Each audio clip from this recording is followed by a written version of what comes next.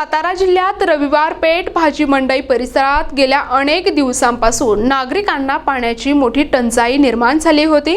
त्यामुळे येथील महिला आक्रमक झाल्या आहेत। वारंवार नगरपालिकेला पाणी पुरवठ्याबद्दल तक्रार करून देखील नगरपालिकेने याकडे दुर्लक्ष केल्यामुळे या महिलांनी एसटी स्टँडकडे जाणाऱ्या रस्त्यावर हंडा कळशी ठेवून रास्ता रोको आंदोलन केले। यामुळे काही काळ या परिसरातील वाहतूक ठप्प झाली होती। मात्र नगरपालिकेच्या पाणी पुरवठा विभागाने तात्काळ या घटनेची दखल घेत पाणी पुरवठा सुरळीत करणार असल्याचे आश्वासन आंदोलनकर्त्या महिलांना दिल्यामुळे हे आंदोलन स्थगित करण्यात आले आहे। काय प्रॉब्लेम आहे? पाणी नाही आम्हाला। टँकर मागितला, टँकर देत नाही नगरपालिका, लक्ष इकडे देत नाही। दुसरीकडे पाणी 2 टाइम येते, आमच्याकडे एक टाइम पाणी सोडतं। काय पाणी व्यवस्थित सोडत नाही पाणी। मला फोन केला म्हणतो नाही आभाराच्या टाकी आज 3 दिवस झालं पाणी नाही आम्हाला इथं।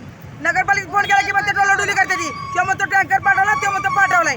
नुसती टोलाटोली चालली यांची बघा। मग त्या मागा कशी पुढे येते हातरून पाणी का सोडत ते आम्हाला का सोडत नाहीत? दुसऱ्या बाजूला 2 ठिकाणी पाणी आहे। रायवड पेठला वरच्या 2 ठिकाणी पाणी 12:30 वाजता पाणी बंद